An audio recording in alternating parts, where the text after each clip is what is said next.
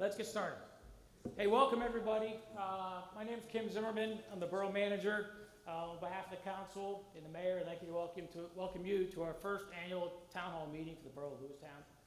We do have some distinguished guests here. We got Rob Postal here, so politician, pictures anytime afterwards, autographs. You know, we have his staff here. We have my staff, police chief, fire chief. We have our solicitor. So we have a lot of people here that can probably answer your questions, also including the 7 members of council. So with that said, we'll get going to the ground rules. All right. Please silence your phones.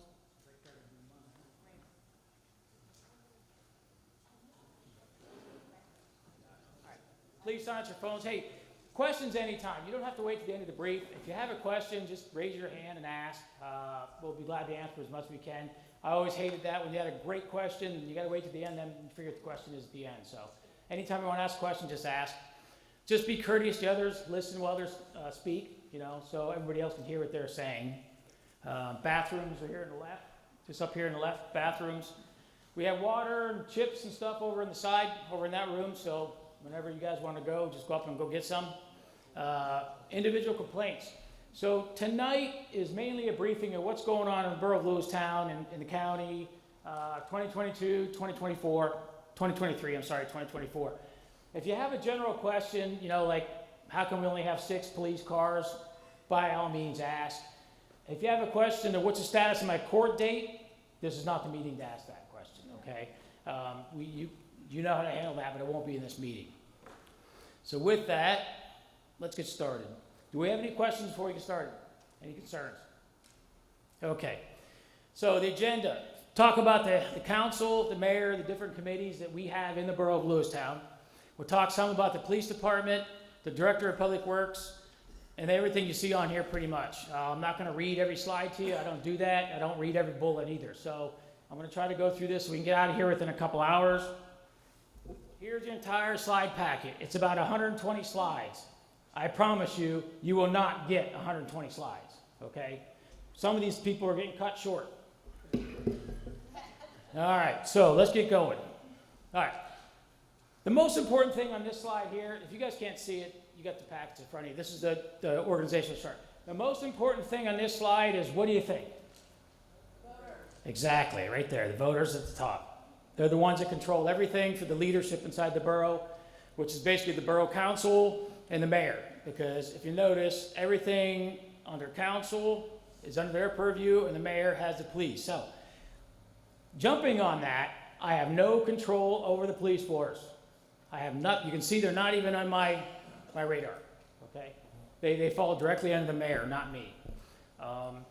Anybody have any questions on this slide? Okay. Now, for council, we have 4 seats coming open in this next election year for council. Right now I heard of 6, possibly 6 people running right now. That's the last I heard. But we have 3 seats that remain. You can see we got Bobby, Bill, Jim, and the mayor is also still in office. So they will not leave. Those 4 will stay in place. We will have 4 new councilmen at the end of the year. Now, that can be a challenge because it only takes 4 out of 7 votes to change things. So when you got that many new council members coming in, it's always, could be turmoil, may not be turmoil, but I think it'll be fine. All right, let's talk about committees real quick. All these committees are directed by a member of council. You got the finance, streets, law and ordinance, etc. You got the whole list right here. Now, the way these are supposed to work is if you have an issue, let's say you have an issue with something in streets, you know, you want a stop sign put in somewhere. The way that's supposed to work is you'll come to me or one of my staff, tell us what your issue is, we'll do the background data on it, it'll go to the next streets committee meeting, we brief the 3 members of council on that committee. That committee will discuss it and decide whether it's not an issue, a dead issue, or they decide to take it to council for further discussion and a vote. That's how the committees are supposed to work. A lot of times I hear, if you have an issue, take it to the council meeting. I hate that. Because a lot of the stuff you bring to the council meeting can be resolved in a committee meeting, or just come in to see me personally or see one of my staff. It doesn't always have to go to the council. All right, so here's the committees. You can see they have a chair. You probably can't read in the back, but let's say Finance Committee. Robert Hammond's chair, you got Jim Steele, you got Nelson Riefenach. Those are the ones that make all the major decisions on finances, who's ever on this committee. Now, how are the committees set up? Who's on what committee? That's decided by the council president. In this case right now, it's Jim Steele. I have nothing to do with this. This is all dictated by council and the council president. All right, so we're going to talk about the police department here coming up. We're going to talk about their 2022 numbers for what they did last year, basically. Talk about some projects and grants that are going to be affecting the borough in the next year. We're going to talk about police station options, personnel organization chart, and the Ring Neighbors Act. A couple things on here first. Let's talk about police station options. Right now, the police station is on South Brown Street. It's costing the borough almost $5,000 a month to rent it, and that comes out of the general fund. We are trying to find a place for a police station. It's not easy in borough of Lewistown because there's not a lot of options. They've been either really expensive or tied up in small town politics. So right now we are still looking. One of the options that we're trying not to do is build one, because the borough does have land to build a police station on, but that could be $1 to $2 million, and we don't have it. So that is in a constant state of discussion as opportunities arise. Personnel for the police department, we just had our 2 sergeants drop their retirement paperwork. They're going to be done by April. So we're moving some staff around within the police department to still meet the town's needs for law enforcement. They're trying to get the Civil Service Commission set up to do some testing so they can hire new police officers. Council has no problem with that. We do need to hire some new officers. And the borough is actually, the borough council is looking at putting together an incentive program, which is if you get hired as a police officer, the borough will pay the cost of up to, I think it's $6,000 for attending the police academy. Now, there are some things in that contract you have to stay with, like so many years and that kind of stuff, but they are trying to put this together to try to get more people to want to be a police officer in the borough of Lewistown. The Ring Neighbors app, this is an app that Rich Light, he's our XO over there, told me about. I put it on my phone. I guess it's an app you can get that you put your town data in, and then as things come up in the police department, they notify you on the phone if there's something going on in that area or where you live, you know, a missing person, a robbery, that kind of thing. Is that pretty much it, Rich? Yeah, and basically we can put out a request for video, and it doesn't have to be a Ring doorbell or Ring camera. It can be any video that you can there and share with us. So that when things happen, I'll set up a radius, small radius around where the crime happened, and ask any help for any video information.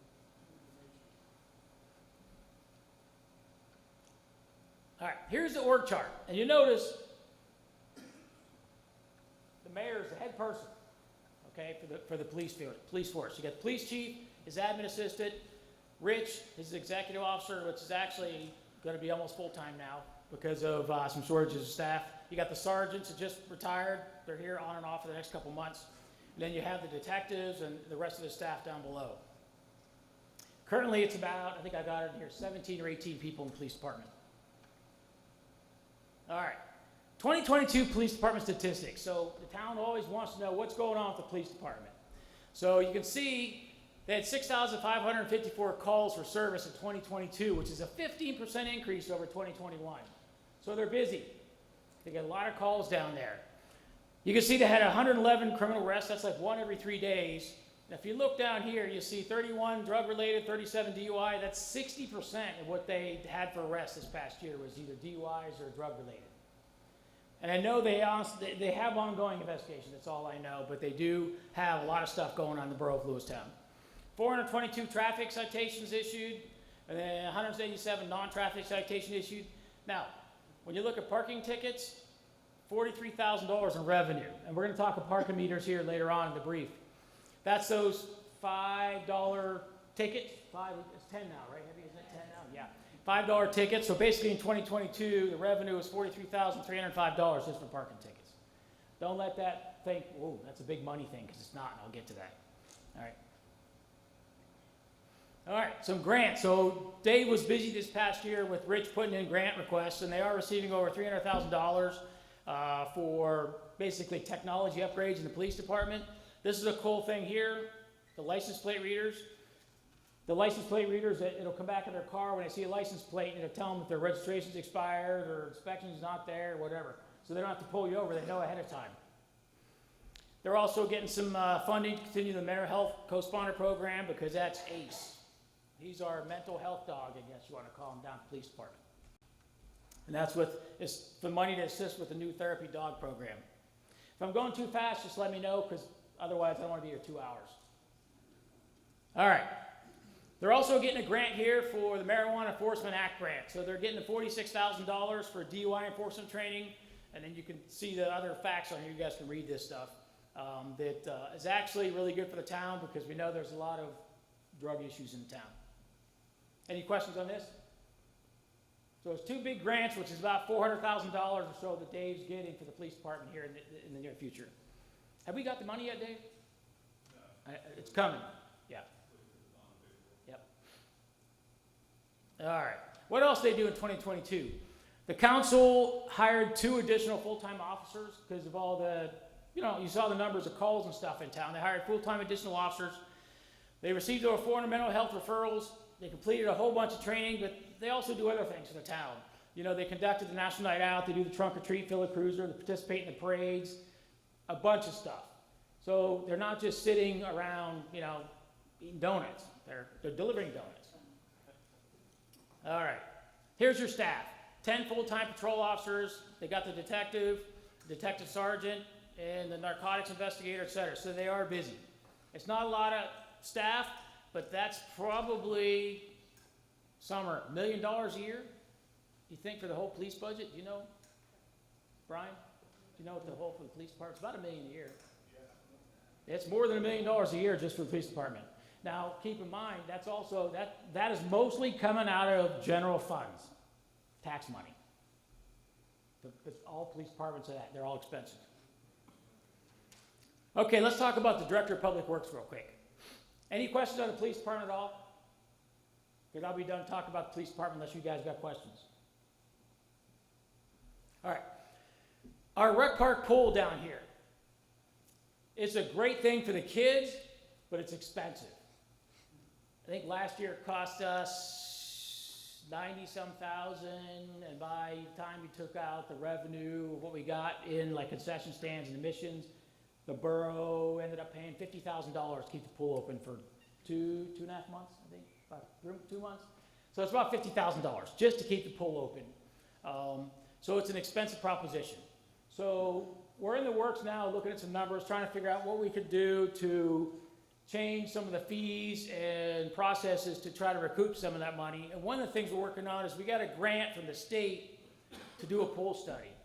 Now, where we're at on that is I submitted the request for proposal to 6 different aquatic design firms for them to come back with a proposal to the borough to what they could do to our pool to fix it up, basically. Could be new building, could be new flooring, could be new pump house, whatever.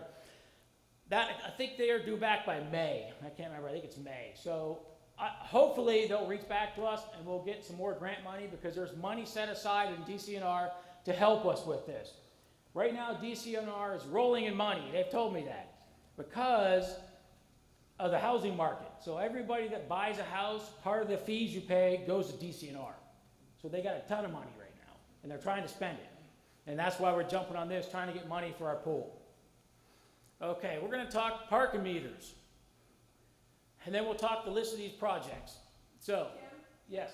I'm sorry, but at the pool, you said you aren't even going to get the proposals back until May? April, May, yeah. April, May. Does this mean the pool is going to open anyway? Yes, we're still trying to get it open anyways. This is just an additional study of what we can do in the future. Yes, good question.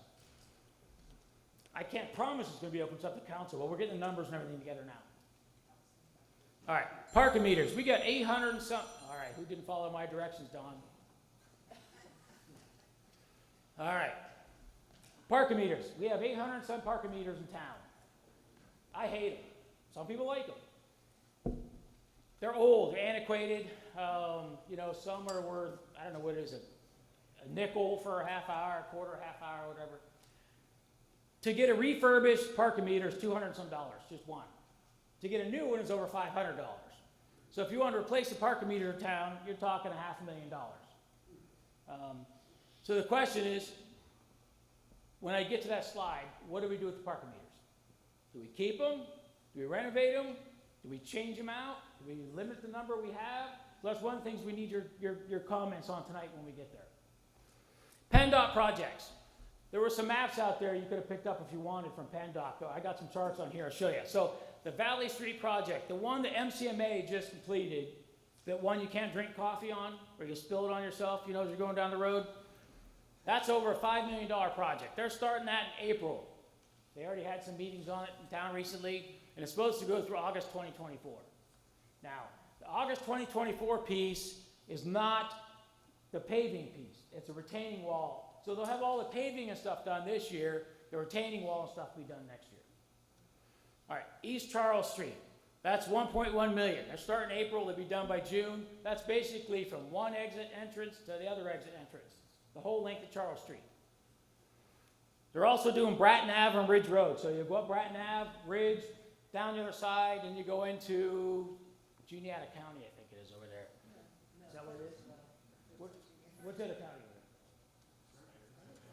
It becomes Granville Township. Granville Township, that's what it is. But that's not out for bid yet. They still got to, hey, I'm not from here, so I'm trying my best. So that's $2.5 to $5 million project. So that'll get done in Lewistown. And then State Route 522, they're working on that. They don't have a dollar figure yet. I think it's a couple million, but that's starting out on 522 on the edge of the borough and going out. And then they got the River Bridge, and I got some charts, I'll get into this. The River Bridge, that, you know, we got Victory Park with the mural and stuff, that bridge, they've already started working on it. They're redoing the drainage on it and some other stuff. All right, here's our pool. Here's all the goose poop. So, why is it so expensive to a pool? Because it takes man hours to get all that cleaned out. It takes man hours to put all the tile back up that fell off the wall. It takes man hours to redo all the pumps and stuff and clean them out for the year. It's expensive to have a community pool. It is. I'm the guy that's stuck in the middle because financially, I could use $100,000 on something else in the town. I got alleys that need paving. For the kids and stuff in town, there's not much to do. They need a pool. So it's 6 of one, half a dozen of the other. I know I was down there last week doing a walkthrough on it. Somebody broke in the pool. I didn't tell you, Dave, because they didn't do a lot of damage. But they broke in the locker room, ripped the stuff off the wall, but nothing we can't fix. All right, parking meters. Here's where all the parking meters are in town. All these streets, you got the square, Borough Hall's here. These are parking authority. I don't think anybody's here from the parking authority. So they got this one, and then there's a permanent one up there. So, what do you guys want to do with parking meters?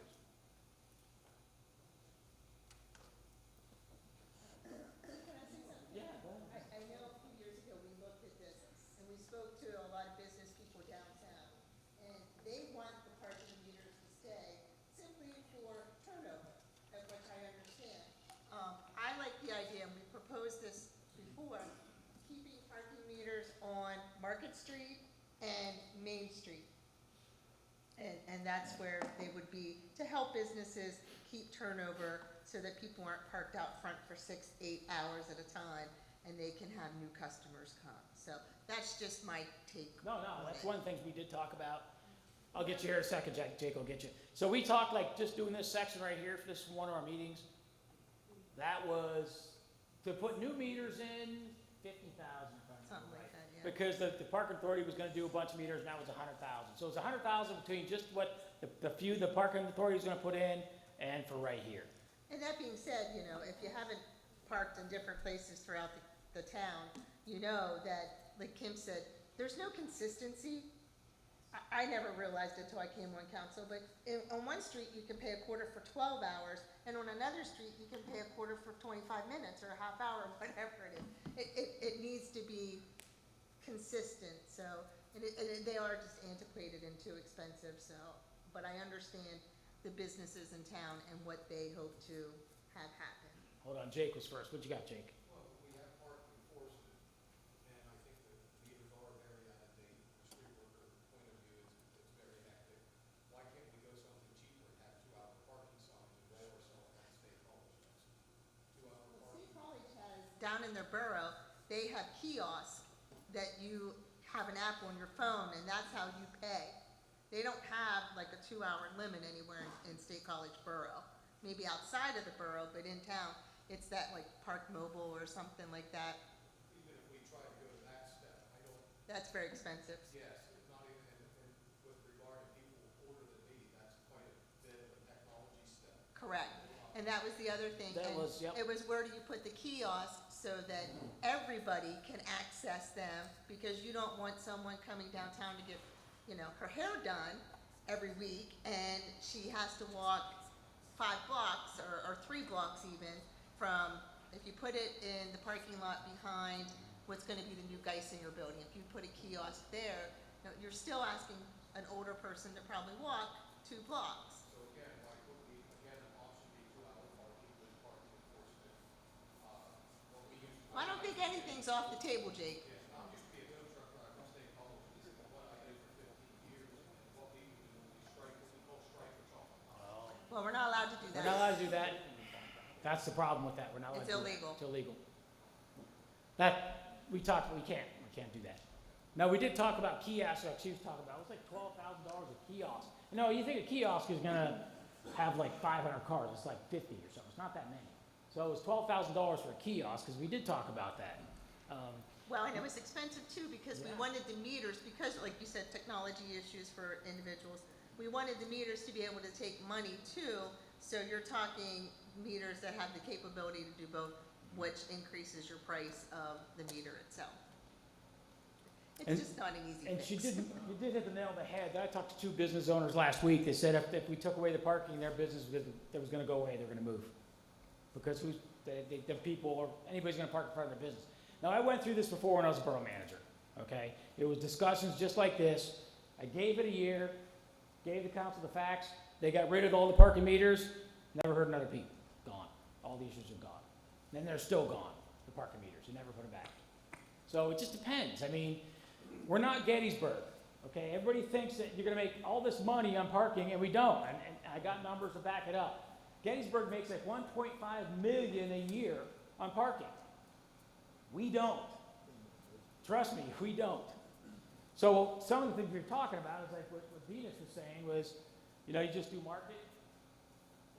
And, I didn't want, like, by the borough stuff, I don't see why I need really along here, from the square, maybe up here. I don't know. All the options, we've talked about it all, it's money. What's that? Would you take the meters out of the bigger parking lots then? This is the parking authority. Yeah. So I don't think they want to take the meters out there. Because they have businesses and stuff moving into town, and they want to be able to provide parking. But that's parking authority, and I can't address that. They would have to, and they're not here. Yeah. You mentioned the cost to replace parking meters. Venus mentioned businesses want those meters there. So is there a middle ground where businesses would be willing to help with some of the costs for the meters?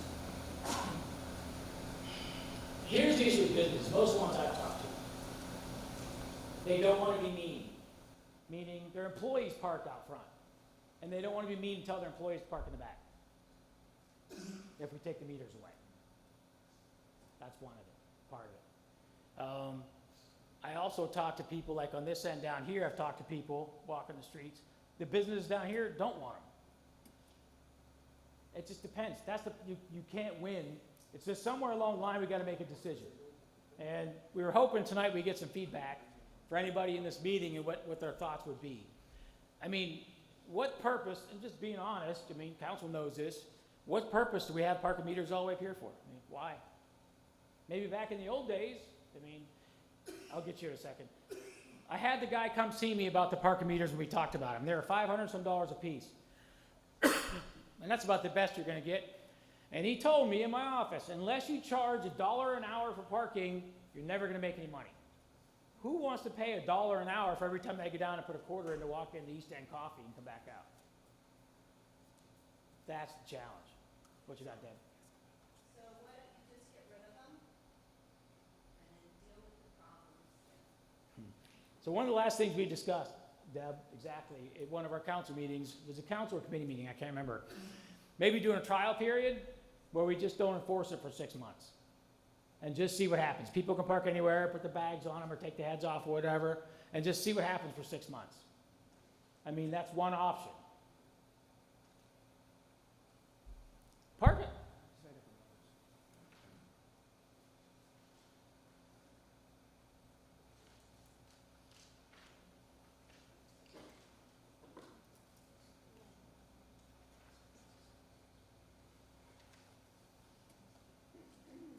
All right, parking meters. All right, for 20 months on the budget stuff, all through 2021 into August, through August of 2022, which is 20 months.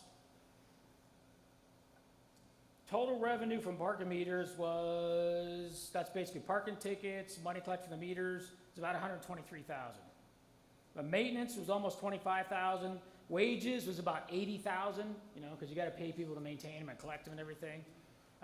We bought new parking ticket machines. So basically, when you're done, 20,000 maybe after 20 months. Now, 20,000 to me you may think, hey, you know, in 10 years that's $200,000. But the headaches we have to go through with these things is not worth it. But that's just me personally. I just want to give you the numbers. It's not a money-making venture, okay? You're not going to make a ton of money. What's up, Rob? I feel that county employees would like to get rid of parking meters, okay?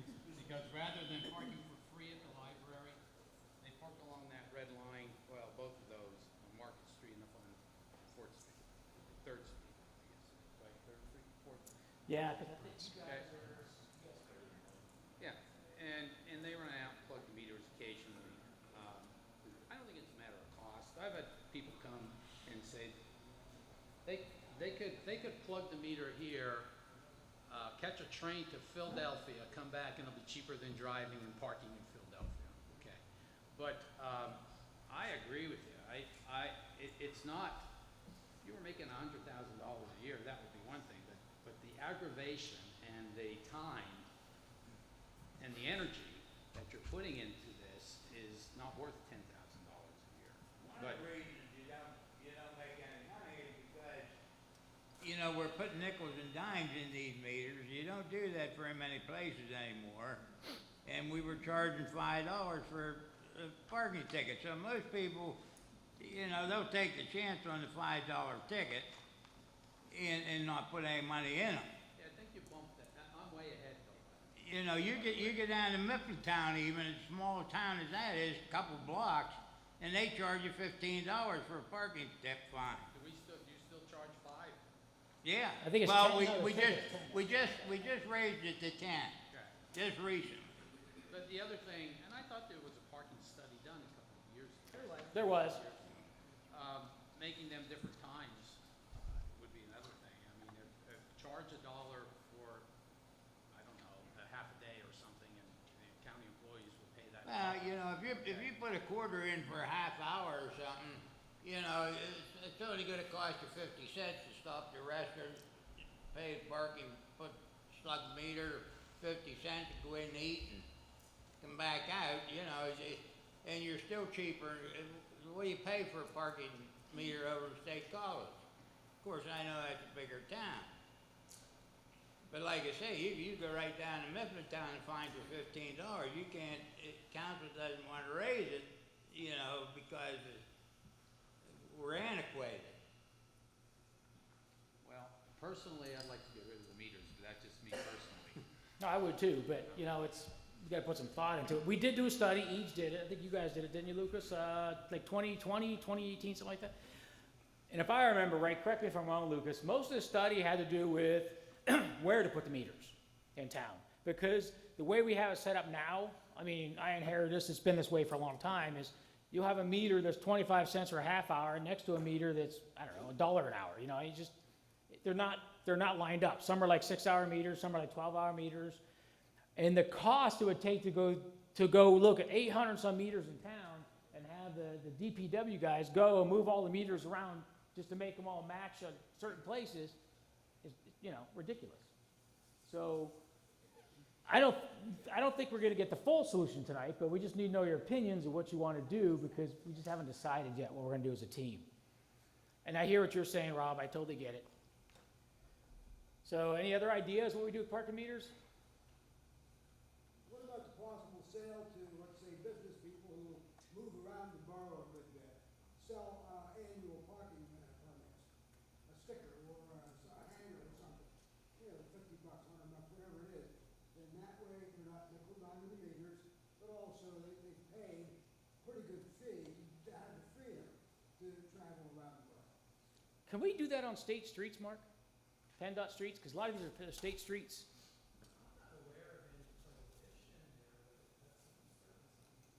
Yeah, I thought about that, I know there are like some parking passes available for, you know, we did some for students, which could work at that new Geisinger facility. right, yep. But, yeah, that's certainly something we could look at. That's something we can look at, Doug. I mean, because we do parking permits now, it's just not in certain areas, like say Main Street. You know, they're on the side streets and some other places you can have permits. And just to let you know, once we're done here, this meeting is being recorded, just like when we do council meeting minutes. Brian is gonna it'll probably take a month or so, but he's gonna write all this stuff down, record it, so anybody who wants a copy of it can have a copy of it. So you don't see me writing, taking notes, that's because it's gonna be recorded, and that's where we're gonna go back on everything. All right, anybody else have anything on parking meters? It's a self-licking ice cream cone. You know, it's been invading my existence. Yes, sir. So, take the responsibility off the council, put the question to the voters. What do they want to do with the parking meters? Yeah, that's what I'm asking. What do you guys wanna do? I mean, they could answer that. I mean, you're talking put it on the ballot? Yeah, I don't, can you do that? Can you put the question up? No. I didn't think so. That uses parking meters in the borough doesn't live in the borough, so you couldn't vote. Right. That's right, yeah. Yep. Well, but we did separate ballots, only we vote for borough council, why can't that question just be on that ballot? Yeah. I don't know.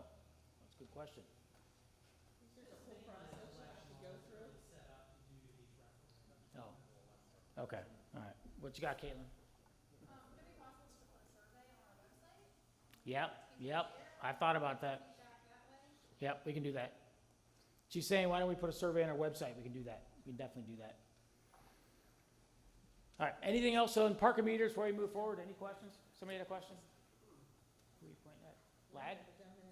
Lad? Since city merged with Brooklyn, Right. that building that's up there, anybody ever think of talking to some of these outfits to put up parking garages and put that full parking area into their parking garage? You mean like build a whole parking garage right here? You better have a pocket full. You better have a pocket, yeah, you better have a pocket full of money. Because the borough owns that property, and the borough's not gonna sell it, and they're not gonna build a parking garage, I know it. We don't have the money for it. We can't even keep our pool open. Well, yeah, we're gonna keep, what's that? Probably committed lease garage to a parking garage. Okay, do you remember back, we talked about options for police stations? Okay, that's one of the ones we've discussed right here. And which means we need this parking. Because we don't have very many options for police stations. The ones that are on the table right now, I'm glad you brought it up. United Firehouse right here, but that hasn't been decided. It's still owned by the fire department. There has to be agreement between the borough and United. That's not something that, you know, we're not gonna pull eminent domain on the fire department, because they still need storage too. But they've talked to us about it. This, and then if you look at here, up where, okay, where's county? County is, okay, this is the funeral home, I think. The library. Yep, okay, here's the funeral home. All this land is owned by the borough. One of the options is building the police station right up here, because we own the land. So that's one of the options, but what does that do to the county? Because that's where the county parks. Now, the parking lot is probably still gonna be big enough that they would be able to park there. You know, we still have over here, maybe we build a police station right here. We don't, that's one of the options though, so that's why that building isn't going anywhere. That's why we're not moving forward with a sale or anything, because it's still a possibility for our police station. That's the only two pieces that borough owns right now, options we have for the police station. Any other questions on here? Okay, here's the projects. This is what PennDOT, that I talked about earlier, what they're working on. So 2023 is gonna be very busy in the borough of Lewistown, because we haven't gotten to our slides yet, what we're doing in the borough. So here's Valley Street. That's gonna be going for 2 years. They'll get all the paving and stuff done this year. Now, when they do Valley Street, you know, it's gonna be split, so it'll be one-way traffic. So work with PennDOT on that, they'll keep the traffic flow going. Charles Street, which is right here, that goes on at the same time. This one is supposed to be around the same time, I think, but it's not bid yet, so it might be later. I had the dates earlier.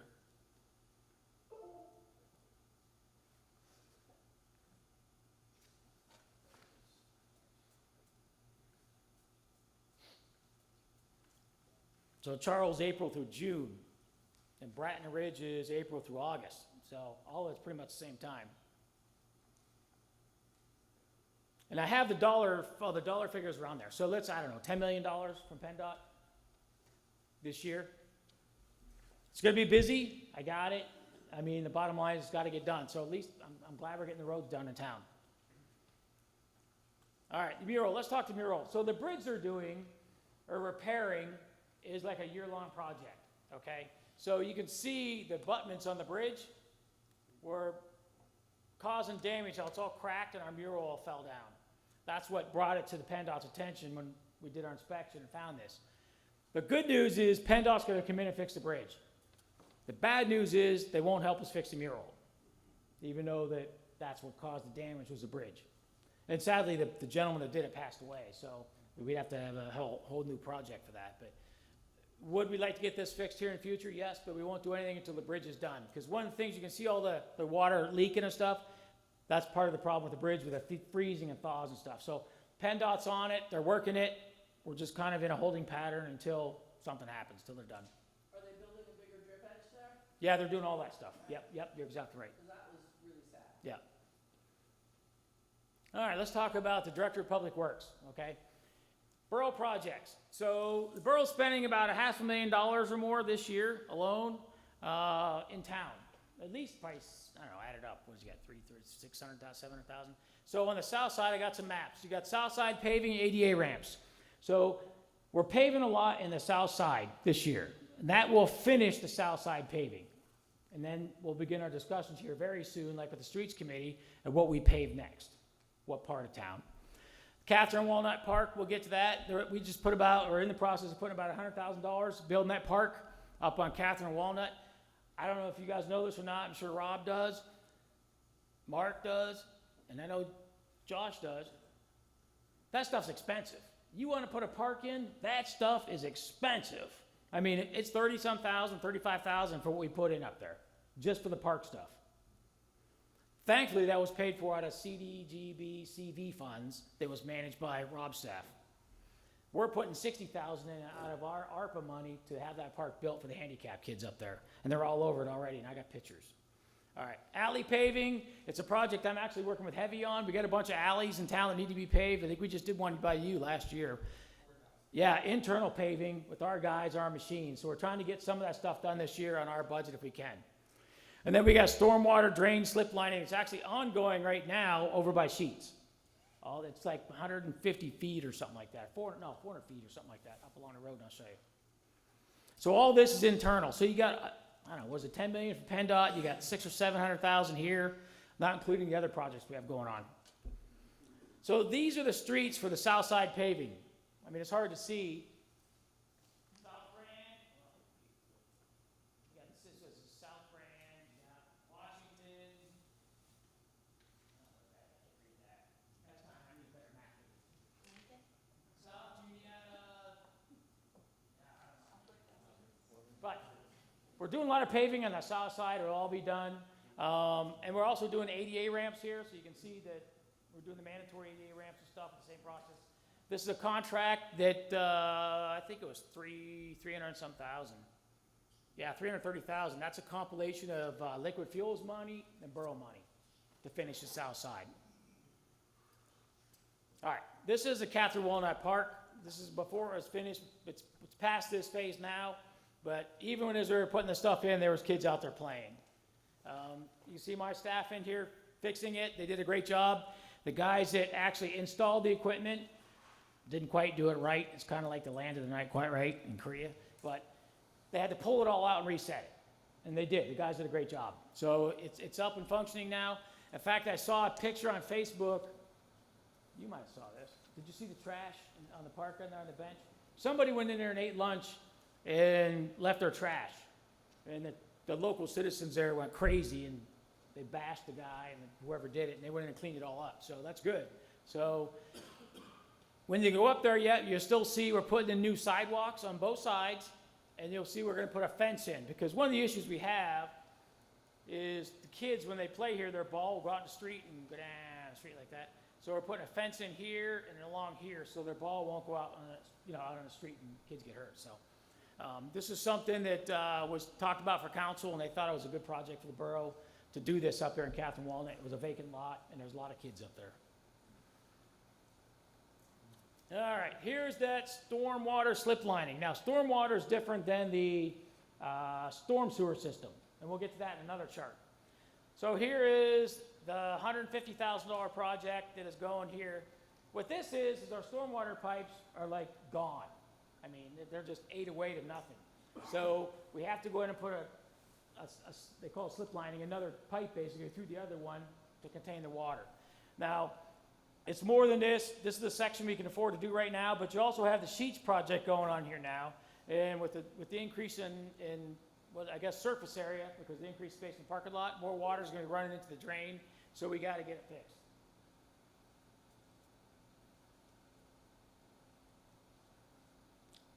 Any questions on this? All right, let's talk about the wastewater treatment plant. Borough project, slip lining, 5th Street and the lateral. It's about $330,000. That's money from the borough, and it's also money from CDGB. Yeah, CDGB money. The issue with that is it's the sewer line, okay? And we're getting what's called a lot of I&I, infiltration and inflow of extraneous water flowing into our system.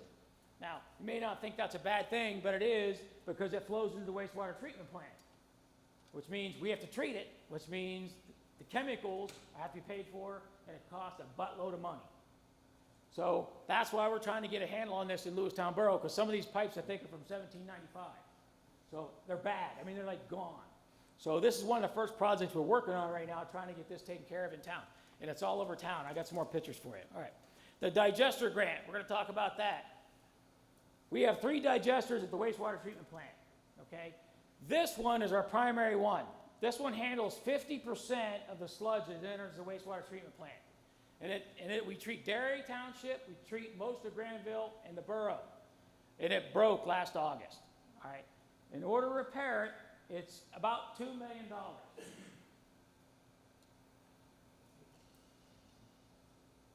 And I got a picture here, I'll show you. It's full of 500,000 gallons of sludge. The only way to get in there is take the roof off, get in there and pump all that sludge out, clean it out, find out what the problem is, fix it, and put a new roof on the building. We applied for a $1 million grant through ARPA through the state. The borough's responsibility, these are all estimates right now, the borough's responsibility is $650,000. Where are we going to get $650,000? We don't have $650,000 laying around. That's part of the problems we have managing the budget for the borough, because we don't have a lot of money. We may have to take a loan out on it. We don't know. One of the challenges with this is the capital budget for the wastewater treatment plant. A lot of municipalities will charge an extra fee every month for capital reserve for wastewater treatment plant. The borough's never done that. Okay, not saying we are, but we've never done that. Most municipalities do, because the digester has to go through this every 16 years. It's not like we're going to fix it now and it goes away. Guess what? 16 years, we got to do it again. And there's no other option.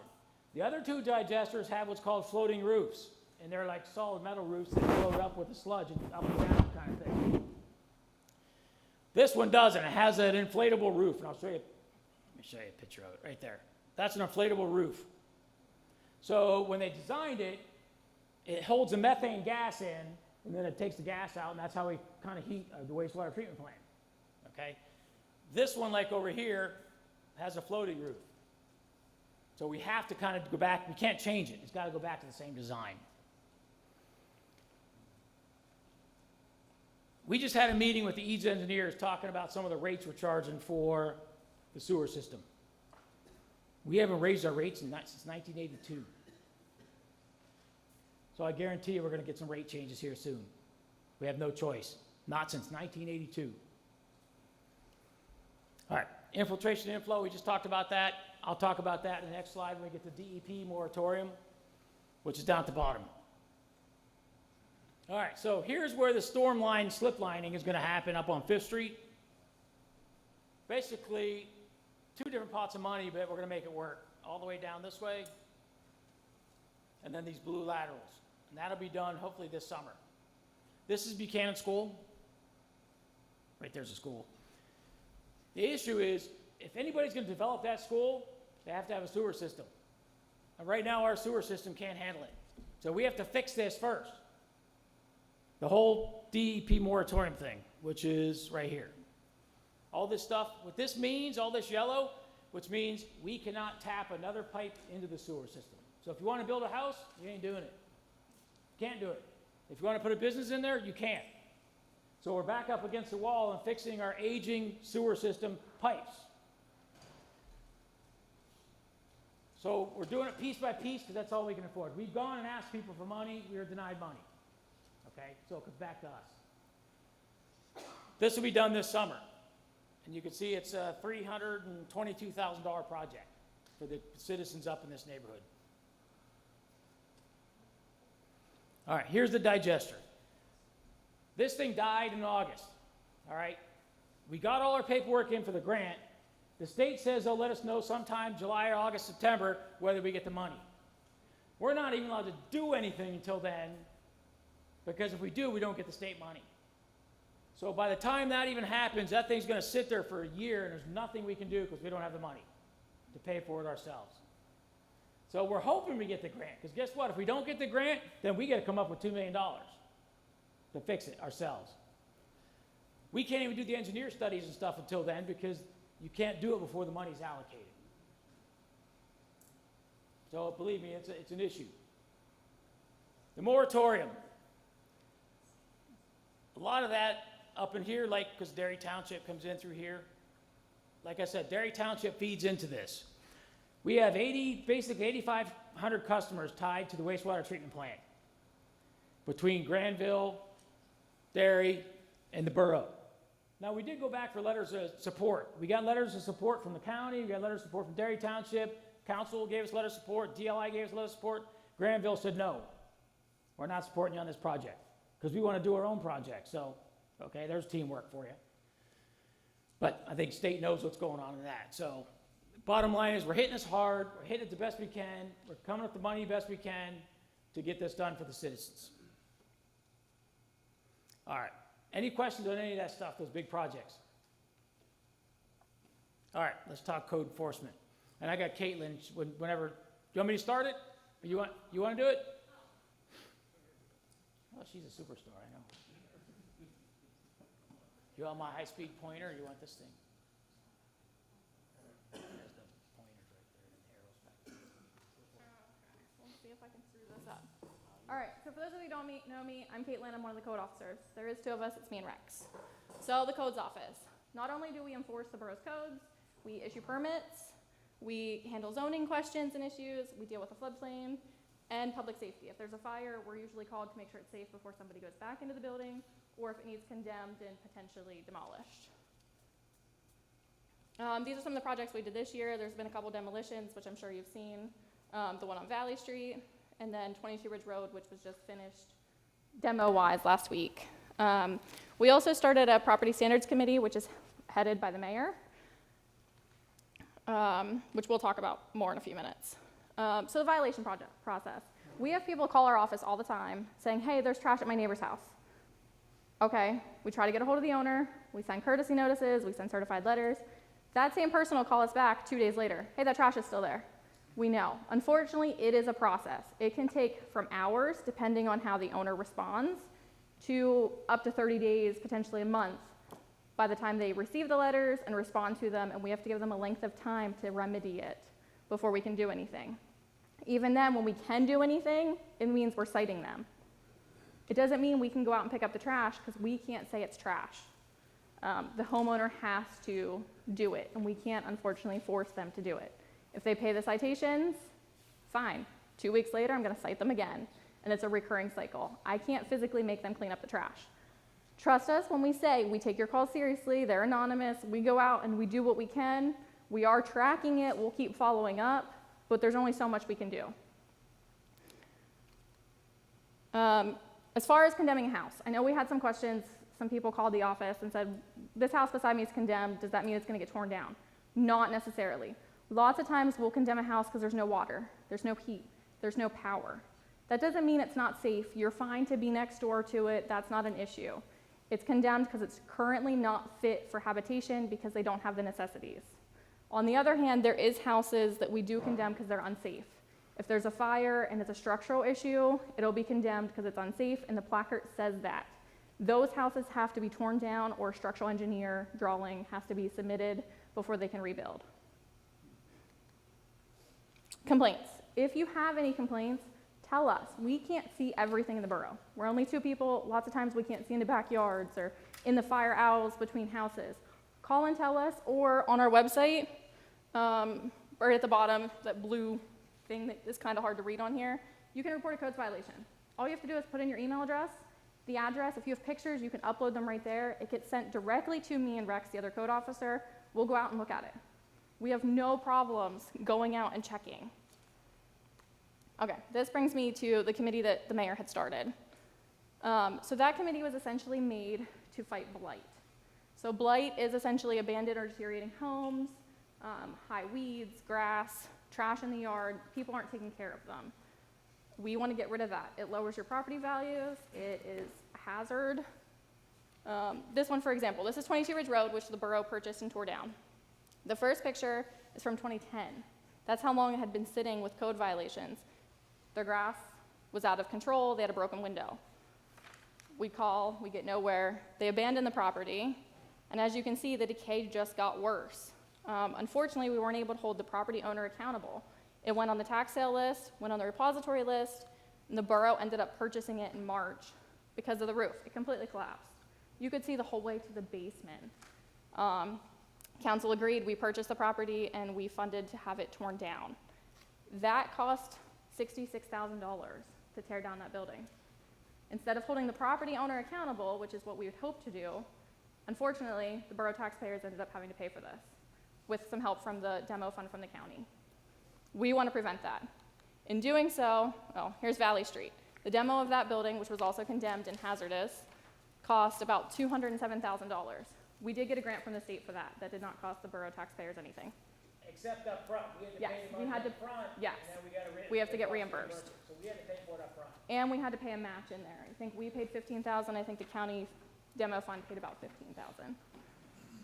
But it had to come down. It was long overdue. There was tons of violation notices. The floor literally was like this inside. It was super wavy and unsafe. And unfortunately, when the borough took over, there were still people living in it because they had nowhere else to go and they didn't know any better. The negative effects of blight, obviously it's unsightly. Nobody wants to live beside a house that has broken windows, the roof's falling down. That's not ideal for anybody. It does decrease your property values. And I don't want to say it, but it's attractive for criminals. There's thefts there, there's vandalism, squatters will move in, and there's always that chance of arson.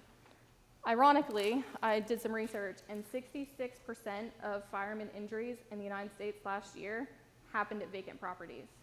Not necessarily because the fires were out of control, but because the property was that deteriorated, they didn't know what they were walking into. They get in and there's a piece of floor missing, they can't see it in the smoke, and they fall 3 stories.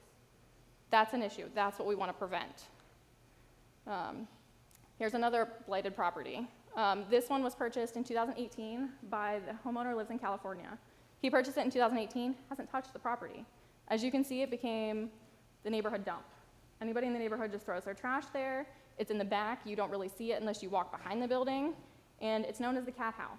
The windows are broke out, so there's cats living in it. The owner lives in California. There's not much we can do. I can't bring him to court with citations. We're trying, but this is the problem. This is what we want to prevent. So basically, what the committee came up with was a vacant property registration. What that means is anybody who has a vacant property that's been sitting vacant can come to the borough, give us their contact information, their physical address, their email address, their phone number. That way, if we notice an issue there, we have ways of contacting them. We're not contacting an LLC that lives in California. We're contacting a person. That holds them a little bit more accountable, and hopefully will prevent the taxpayers from having a huge bill like 22 Ridge Road. There is some exemptions for this. If the property is listed for sale, if the property is currently under renovation, you have permits. If it's scheduled for demolition, you have permits. You still have to register with us and give us your contact information, but you're exempt from the fees. And here's some other properties that were blighted that have been remedied. So the top picture on the left was Valley Street, right at 5 Points. As you can see, it's now a fountain. It looks 1,000 times better. And then this one, it just took some paint. It's amazing what a little bit of paint and freshening at the outside will do to a property and how much that increases the property values, not only on that property, but also the neighboring ones. If you have any questions, you can come see the codes office. There's business cards back there. Come talk to me or the mayor. Some of the councils on the Property Standards Committee. Talk to us. If you have an issue, if there's something you're concerned about, if you have ideas, talk to us. That's it. Back to you. All right, we do have the fire department here. Chief, I'll talk this stuff, but when I screw it up, I'm sure they'll jump in. So, fire department, you got City Hook and Ladder, you have United Rescue and Brooklyn, except United, and we'll get into that right there. Brooklyn, United merged, so they're going to be one fire department. That's in the process now, and we'll get into that. And we're going to talk about the 2023 fire convention. It's going to be held here at Rec Park this summer in August. Some of the challenges with the fire department is the required equipment they have to have, the fire station upgrades. The one fire station hasn't had no heat for most of the winter. We're just able to get that fixed. The problem is the fix, they said might make it to the winter, and that's it. So it's going to cost a lot of money to put some money in some of these fire stations. And then the membership, because the requirements and the aging people is declining, so they have their challenges too. We'll get into some of that. All right. So Lewistown Fire Department as a whole had 318 calls, and I did the math with Chief, and you can see that only 10%, you think the fire department only fights fires, only 10% were building fires. Most of it's going to be medical assist, motor vehicle accidents. I mean, there was one today that was out in River Valley Road or something like that, Bob? Back Maitland Road. One of you guys told me River Road. So they were on one today. So they're busy. They do a lot of stuff. I mean, just last weekend they were, saving cats out of a tree and some other stuff. Yeah, so they're busy. They get involved in everything. All right, let's talk about the fire departments. You got City Hook and Ladder. They got a fire engine, a rescue truck. They got the Jaws of Life, some other specialty-saving tools, and a rescue boat. Brooklyn United, till we get their new name officially, they got an aerial ladder truck, 3 engines, and a rescue boat. Now, their aerial ladder truck, let me see if I'll get into that. Yeah. Their aerial ladder truck is old. The ladder was burned up, I guess, in that fire on Charles Street, so it's destroyed. We don't know what's going to cost yet to fix it. I think it was 200-some thousand. We're not sure yet. Bottom line is they're probably going to need a new truck. So there was a big discussion about the fire tax recently, about adding a tax to possibly get the truck, but it was voted down. Because we have money for what they need right now, why increase the tax if we already have the money for what they need? We're going to relook at it at the end of the year. Because it takes three years, Greg, for a truck. Once you order one, it takes 3 years. So you got time to save money, get grants, that kind of stuff. All right, now this is United's data. All right, they went to 220 calls, 27 fire, et cetera. You can see they're very busy too. And these guys are all volunteers. Every one of the fire department guys in town are volunteers, all 3 stations. You'll never see a fire alarm going off without these guys responding. Someone will always respond to help. whether it's pumping out. I remember last year we had the heavy rain, they were out pumping out basements. I mean, they get involved in everything from a cat rescue to a locked out car to, you know, an accident. All right, let's talk the merger real quick.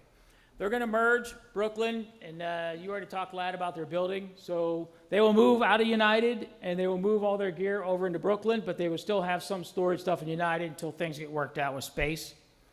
The Brooklyn Social Club is now its own entity outside the fire department, their own EIN, et cetera. They had an organization meeting back in February 13th, and they talked about the you know, all the new president and the new officers and all that stuff. So the new name is going to be Heritage Volunteer Fire Company Number 1. That's a positive head nod. Okay, so you can see they got one of their trucks outside. All right. I'm not gonna, let's see, press release. You guys can read all this stuff, conversations. We've had, you know, Lad, I bet you I've got 6 phone calls from people in town wanting that building at United. You know, they could probably make a ton of money because everybody wants that building. Everybody, including the borough. All right, they're gonna do the rebranding. That's all just stuff about the merger. Challenges. Their gear is very specialized. It's some of it's old, it's outdated. I'm waiting for some quotes now to replace some of it. Look, money is not easy to come by. We haven't raised taxes in 10 years, okay? We did get ARPA money. We got $850,000 of ARPA money. That's all we got. County got $9 million. What's our whole budget for the year, 10 or 11? I mean, their ARPA is as much as we get for a year almost, okay? So out of our ARPA, the council has set aside 47% of that for the fire department. 47%. The other money on ARPA was spent on, like, the police. So they're taking public safety very seriously on this. Most of that ARPA went to public safety for the citizens in town. The truck is going to cost $1.8 million, okay? The largest grant we can apply for is $1 million, okay? We started writing the grant. The first round was, I don't know, a week or so ago, February 10th, I think, but we couldn't submit it because the sam.gov site wouldn't give us our information to do that. I went to Senator Ward's office. There's not much they can do. But that's not a lost cause because that gives us another 9 months to make the grant request even stronger for when we do submit it next year. That's actually a good thing because the grant process, once you get the money, you have to have it spent within 2 years, but if we don't order the truck for next year, that's about the time the new truck will come in. So it's actually not a bad thing. The bottom line is, if they give us $1 million, borough's got to come up with another $800,000 for a ladder truck. Why is this important? Because of all the insurance fees all the property owners pay. Having a ladder truck greatly decreases the fees that the residents have to pay for insurance. Without it, fees go up. So everybody's insurance costs increase without a ladder truck. They're trying to get a ladder truck that has water with it too, not just a ladder truck. What's it called, a quint, Brandon? So instead of the ladder truck showing up and there's no engine to pump water, they just got a ladder truck. They get the ladder truck that has a bunch of other stuff on it too, like water, so they could actually start pumping while the other engine's on the way. All right. Now, the fire stations, they are in poor shape. We're doing what we can to help them. I mean, we're talking hundreds of thousands of dollars need to be put into these fire stations, which the borough council's working on. All right. Fire convention. Anybody have any questions on the fire stations or for chief? Okay. I do. Okay. How much of their own fundraising do they have to do to make things work? How much do they have to do? Yeah, how much, I mean, I understand the borough gives them money, but what do they have to make up to make the program work? Go ahead. No, go ahead. I was going to tell you, they do a bunch of fire raising. There's no set number they have to come up with, but they do as much as they can. Besides the allocation bar business, each individual company needs to come up with approximately another $75,000 to $80,000. Cover expenses to keep those.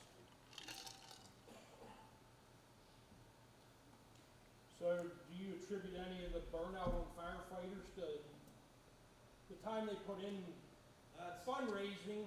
Yes, good question that he asked this. That's one of our biggest drivers. Guys are now spending more time fundraising than they are training and fight fires. The Right. hours to raise funds outnumber the hours for fire calls and training. And these guys also have jobs and families, so Right. there comes, they have a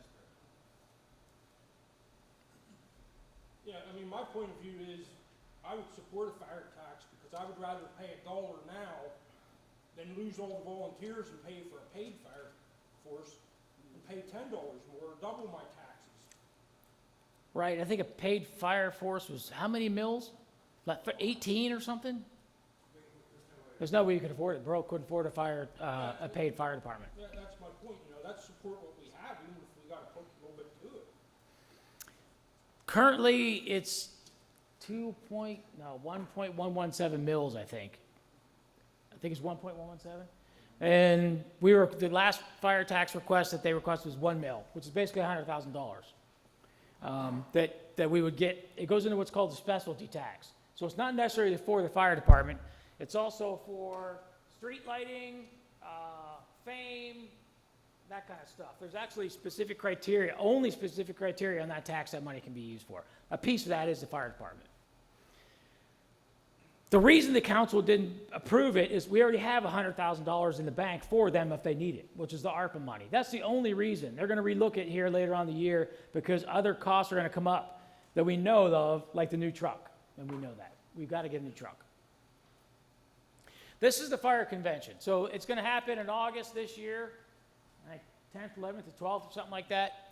And it's going to be held at Rec Park. So this part, you can see it down here. On this area is going to where the camping is going to be, entertainment area. They're going to use a community center for a base of operations here. I think they're doing breakfast every day. It's going to be a huge thing. I know that. We're going to make it work as best we can with Rec Park. Any questions on the fire convention? Do you know how many people you're expecting? Thousands. Thousands. That's what I was told. So that, okay. I talked to, the people that had it last was Nanty Glow. You've heard of Nanty Glow? It's out west. I called, talked to the borough manager and the chief and asked them for any tidbits for what happened when they had it. He said, just be ready for a lot of campers. And that was it. Everything else was fine. Make sure you got a police presence. Otherwise, it said there was really no big issues. It was a huge money making for the fire department. And the town, so you Yeah. think that camping area is gonna be enough, or you think you're gonna need more? Well, we're going to use it, and they'll probably have to find some other places. Okay. We just don't know where yet, because our property is limited, for what we can do. They'll probably have to go somewhere outside of town and camp and come into town. But we're going to try to make it work as much as local we can down here. And also, ma'am, Kim made arrangements, he picked out sections down at Rock Park, which would be quiet areas that people just want to kind of think they can't, then parade the next day, and won't be bothered by any music, anything of that nature. So it's gonna be family oriented. And they never did this before, but they're using the community center all week. All right, so this building will be open. It's going to be run by the fire department. They have the kitchen open, whatever. So any issues can be addressed up here with the fire department staff. All right. Any questions on the fire department before we move into fame? Mike, you want me to do this? You got it. Okay.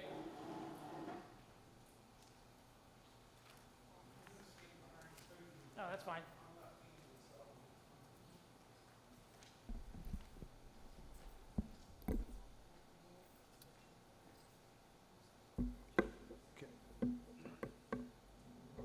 Okay, where do I? Here? There? That's okay, just there? All right, just click it, it'll go? Okay, cool. Everybody hear me? Hi, my name is Mike Coldren. I'm one of the deputy chiefs at FAME EMS. And I was asked to come here and give you a little overview of our service and from 2022 and some of the projects we're working on. So I'm not going to take up a whole lot of your time. In 2022, FAME EMS responded to over 15,000 calls. What was it, 15,073? About 2,500 of those were here in the borough of Lewistown, roughly 20%. Thanks, Kim figured that out for me. Our staffing currently consists of 21 paramedics. That includes a chief, 2 deputy chiefs, and 2 captains, which are night shift supervisors. We have 30 EMTs and 17 wheelchair van attendants. Did it change? An office manager, a secretary, and we just hired a full-time mechanic. Our fleet's getting older. We're having difficulty finding parts, as everybody's aware. When their car breaks, it's months till they can get parts. we can't even get new ambulances, and I'll talk about that in a minute. Our fleet currently consists of 9 ambulances, a rehabilitation unit we use with the fire department and the police department. It's half mass casualty and half rehab. We have several ancillary vehicles. We have a chief's truck, a duty truck. We have a pickup truck we use to tow a trailer that we carry our Argo in. It's a 8-wheel amphibious vehicle we use for mountain rescues. Thanks. I'm just gonna put that down. In 2022, our budget came in at over $4 million. Some of the projects we've been working on in that budget, 2 years ago, we replaced all our cots. At that time, it was 8, now we have 9. That cost was $280,000, which we're still paying for. During COVID, we ordered 2 new ambulances. We ordered 1 ambulance, and then we were told that it was gonna be 2024 if we ordered a chassis right then before we would get it. So we went ahead and ordered one, and now they're both set to arrive this spring. So that's a challenge we're facing, how we're gonna come up with the funds for that. They cost approximately $340,000 a piece. And I say approximately because the price keeps changing depending on availability of computer chips and parts.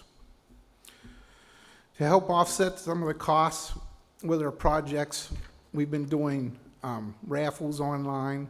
We do a cash night, and we do hoagie sales, one of which is coming up, so everybody order their hoagies. We will. Pat hasn't been there yet? I'm surprised. Next one. Okay. One of the projects we're currently working on, we just started last fall, is called a telestroke program. We partnered with Geisinger to put a neurologist in the back of the ambulance. So if the paramedic suspects a stroke, we can call up our medical command physician. They call Danville, and we have a tablet where we go on. It's kind of like Zoom, but it's a lot more secure. And the neurologist can actually see the patient, talk to the patient and the patient's family. And that's been pretty cool. We also, I wanted to throw this picture in there, as with the fire department. This compartment is in one of our ambulances, and it's about the size of this podium. There's $100,000 worth of equipment just in that compartment. Just to give you an idea of the kind of money we have to spend. One of the other programs we have,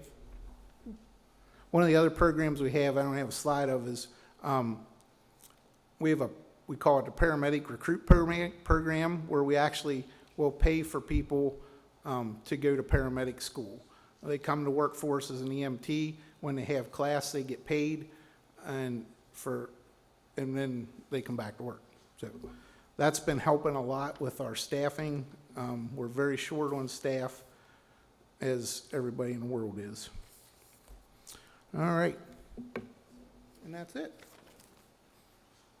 Does anybody have any questions? We realized that the Borough Council realized the importance of fame. I think Borough donated 25,000 plus 45,000 Yes. last year alone, just to help fame out. So we used $45,000 of our ARPA money to donate to fame, plus 25,000 out of the tax money we got from fame as well. So we support fame as much as we can. Thank you. You have a question? What's your biggest money shortage? Where's your money shortage come from, as far as the reimbursements you get from the state for? Yeah, our reimbursement is poor. A lot of the people we deal with in Mifflin County are on Medicaid, and Medicaid reimbursement for EMS is just, it's embarrassing. I think it costs us about $512 to go out the door and go on a call, and Medicaid reimburses us $200.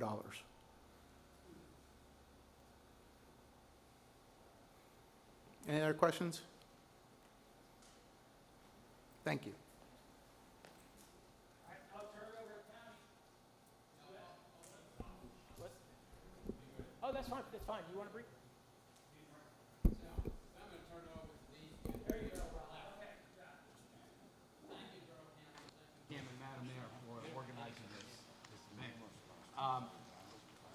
go out, there's a table, this chart's on the table.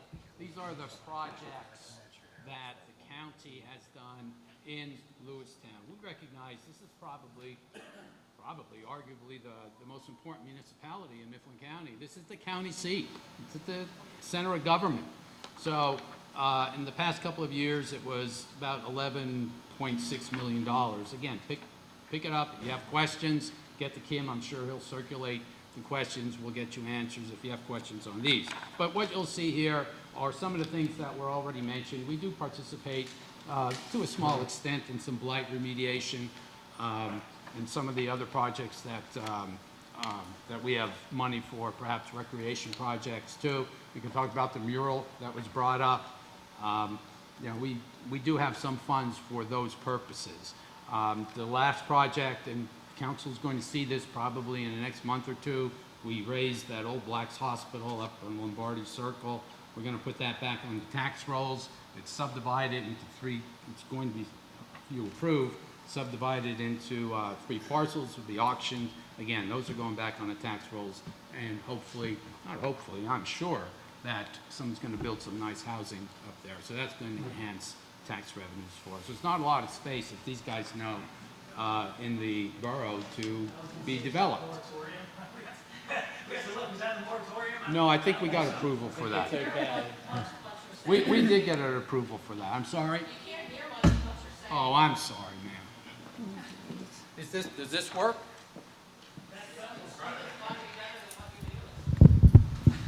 Is this good? Yes. Wow. Does it come off? Yes, it does. Again, we appreciate what council and Madam Mayor has done and Kim putting this together. We have our own projects. Again, it looks like this. Go ahead and take it as you go home. What we're going to focus on in a minute or so is the more recreation projects, the trail projects. You're going to see them, and they're going to talk a little bit about this. I think there are more slides, but again, I think we're the largest employer in Lewistown. The county is. We have a budget of about $36 million, or over $36 million in 2023. We have a lot of projects that we need to get to, and we are. But the county is, fiscally secure, but we're responsible for the jail, and that's where our biggest project is going to go right now. $3 million. Talk about HVAC projects. I think we're participating, and the borough is participating in some of these COVID projects that we have money for. That's a $3 million HVAC project that now is going on top of the jail. We just have to do it. So we have our responsibilities, but we will partner wherever we can because we recognize the importance of the county seat. It's very important. It's very important because whether you live and work elsewhere, sooner or later you're going to have business to do in Lewistown and in the courthouse. So we'd like to collaborate with you. I'm going to turn it over to these guys, and probably Mark Calusi, our Director of Planning and Development, is going to introduce this program that you see up here, and we'll concentrate on that. But again, I will repeat, and then I'll stop. There's a table out there. There's a list out there on the table. Take it. That's the projects we've done in Lewistown. Some are more important than others. You'll see that. If you have questions, get to Kim. I'm sure he'll circulate it. Mark, here you go. Thank you. Good evening, everybody. As Commissioner pointed out, my name is Mark Calusi, the Planning Director for Mifflin County. And we've been working, we've had a great relationship with the borough for numerous years. One of the things you will have noticed, and I'm sure a lot of you have enjoyed using it already, is what we would call the first phase of the river trail. Otherwise, we know it as the RH Rothermel Trail, or excuse me, SH. And that, as you would know, would extend westward out of Victory Park and go westward, kind of basically ending behind where the Dairy Queen would be right now off of 4th Street. But with that said, there's a lot of costs that go along with that. We've been really successful in being able to partner with our state agencies, DCNR and DCD, to find some of these funds. As you can see, the first phase, the Rothermel Trail, a little over $500,000 just to do that particular segment, which is about a 3/4 of a mile segment. And then we've been planning in advance, and we're actually hoping to put out for bid very, very soon what we would call the second phase of the river trail, which would extend another half a mile westward, basically to where this end of the State Fire Academy property is, which is, if you would be familiar with where State Street is, where the PennDOT garage is, and the property line with where Lowe's is. So if you have an idea along the river, that's the idea of why we're extending that piece. But beyond that, we've actually looked at how then you extend those trail networks throughout the particular borough in other areas, and looking at, for example, connecting our different park locations. So Victory Park obviously is not terribly far from Rec Park, and as you would know, the Kish River Walk and all the great work that hopefully Jim will mention later, but downtown Lewistown has been able to do, doing the Kish River Walk and other works, which you would see and be in front of where the Kish Bank would be, just south of the Kish Creek, and looking at how you can connect other pieces, like for example, what we would call the downtown connector, that would be an integral part of how you would get from Rec Park back over to Victory Park through the downtown along Water Street, because it's so important that if we're going to encourage people to get out and walk and be healthy, that they can be able to get downtown and actually come to our downtown merchants and be able to spend some money. And not just necessarily for residents, but obviously all our workers that we have in the downtown. We know we're having the school of nursing coming in, so we really want to encourage those folks to be able to use our downtown merchants and be able to have time to be able to, go before or after work, for example, or to go on their lunch break and connect to all these different areas. But not only that, but to also connect our residential areas. So one thing you would have seen was our feasibility study to connect down from Victory Park southward to where the Stone Arch Bridge would be. Not only that, but then also look at a segment that would take Rec Park the whole way up to Kish Park in Derry Township. So one thing that you'll see is that there's quite a bit of expenses that can go along with that. I'm not going to talk a whole lot about what some of those expenses particularly could be. Joshua's going to talk about that in a moment. But one thing that you will find is in general trail planning, it can be anywhere between $350,000 and $450,000 a mile to do trail construction, just to do like a 10-foot wide trail with all the accessory work you need to do with that. So obviously with all the ideas with how all these expenses are going to be, it's really important to think about how all these things fit together with all the other expenses the borough would have. But the good thing is I'm glad Kim pointed this out earlier, DCNR, for example, is flush with cash. There's a great opportunity to go ahead and get the majority of these funds in grant pieces, in grant opportunities, even if you'd have to break it in different chunks. So one thing you're looking at this particular map is how all these different segments connect. So the yellowish piece in the middle of the screen, that would be where you have Victory Park right now. And then this reddish piece is what you would call the Rothermel Trail. And what we hope to go out to bid very, very soon is the second phase of the river trail. We would connect it this way. So one continuous loop from Victory Park the whole way over to essentially where Lowe's is in this location. But then the downtown connector right downtown to the Kish River Walk, and then the loop in Rec Park, which is obviously where we're at right now. Add all those segment distances together, that's 3 miles one way. So we're really excited about opportunities that maybe that could lead to things like 5Ks in the future, for example, or even 10Ks, and how that potentially can bring people into the community.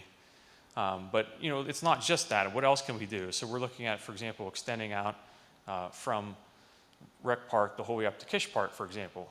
And then, you obviously have to think about, how do you acquire easements? How do you work with different landowners to be able to have that happen? How do you deal with the steep slopes? How do you cross the creek? How do you cross the street? So there's a lot of things that need to be looked into to do that. So we had actually employed a landscape architecture firm to do some of this feasibility study work that would then obviously take us the whole way up to Kish Park in some way, shape, or form. And make no mistake, none of these exhibits that I'm showing you right now is a hard and fast route that we're definitely going to be using, but just to kind of think about, is this even feasible? So with that said, we actually had an opportunity to think about one particular segment in a lot more detail. So I'm going to go ahead and turn it over to Joshua to start thinking about how do you take it from concept to potentially to design. So we had a great partnership with HRG, and we'll go ahead and have Joshua explain a little bit about how that ended up working. And what we're really hoping to get out of this tonight is to think about, is this something that you all could see happening in your community? Is this something that you would really want to have happen? Because we need your buy-in in order to go after these grants. And not only that, but how then you maintain the trail going forward after you potentially would construct it. So here is Joshua. Thanks, Mark. Can everybody hear me okay? My name's Josh Yetter-Clark. I'm a landscape designer with HRG out of State College. But we were, as part of our work with the countywide action plan, which we work kind of closely with Mark, asked to kind of bring the feasibility study for this segment of the trail a little bit more into focus. So what we ended up doing, let me see if I can do this with two hands here. So as Mark mentioned, our mission was to connect Victory Park down to the Stone Arch Bridge. And this work really built off of the previous work that was done in the feasibility studies. But what I wanted to just kind of highlight quickly is that we're talking about making a connection along Water Street, which would have some pieces going into downtown, which, you know, kind of hits on connectivity. And then we would go down Main Street here, where we would actually be able to connect to the river trail there. Come across here, we're proposing a fishing pier. I have a representative photo here to show you in a little bit. But then as you come down, we'd hang a right on Charles Street, and then we'd actually kind of follow 22 the whole way down, where we would kind of end up on Wilson Avenue, and then get back onto Main Street, and then have our connection to the Stone Arch Bridge there. So really this trail highlights connectivity, as I said, so having some connections into downtown and then into the shopping area here hopefully would bring in some economic growth. Recreation, of course, this is a multimodal trail, so runners and bikers and all sorts of folks. We're also talking about some amenity updates, some sidewalks, some crossings, that sort of thing. And then beautification. I don't know if you folks know what it kind of looks like along 22 here, but having the trail go through there gives us the opportunity to kind of at least clean it up and maybe shed some light on an area that hasn't gotten a lot of attention in the past. The history here, you know, Lewistown is deeply historic, right? We're proposing a viewing platform over here close to where the river, or where the railroad track comes across, that would have a great kind of look at where Ohessen Village used to be. And there's a possible Native American eel weir here. So a big piece of this trail is really kind of making connections between the river, between the history, and kind of showcasing that. And that leads to one of the last bits here, which is stormwater. So I don't know if folks remember the 72 flood here, but this whole area was inundated, right? So some ways that we can actually handle that is through stormwater BMPs. So we're proposing 3 BMPs along the trail's route that the trail itself would actually interact with, and folks would be able to learn about this stuff and kind of figure out how that works with kind of cleaning the Juniata, cleaning the Kish. But this would be a constructed wetland, this would be a constructed wetland, and this guy here at the Rotary Parks field would be a bioretention. So that was kind of the 30,000 foot overview there. I'm going to be presenting to council on the 8th to talk about some funding strategies, because this trail is not inexpensive. So we are breaking it up into phases and tackling what that looks like with different grant opportunities and how we can get that moving forward. And we're also looking at, you know, some of the concerns here, what maintenance looks like and how we can kind of proceed with that. Does anyone have any questions? Okay. So here are some representative photos, I'm sorry. So the trail would be completely accessible. Beyond being multimodal, we envision it to be ADA compliant. It's going to be about 1.5 miles long, about 10 feet wide. A section of it will be a boardwalk, about 1/4 mile of it. These are some representative photos of the stormwater management that we're talking about. This is a constructed wetland. This is a bioretention area. So again, handling that stormwater also offers some opportunity for beautification. Can you back the slide up? Yep. So is the trail you're planning to have like a macadam like that, or is it like a gravel trail? So we have a white paper prepared that I think folks have access to at the borough building. I think what we have right now is a crushed gravel walkway.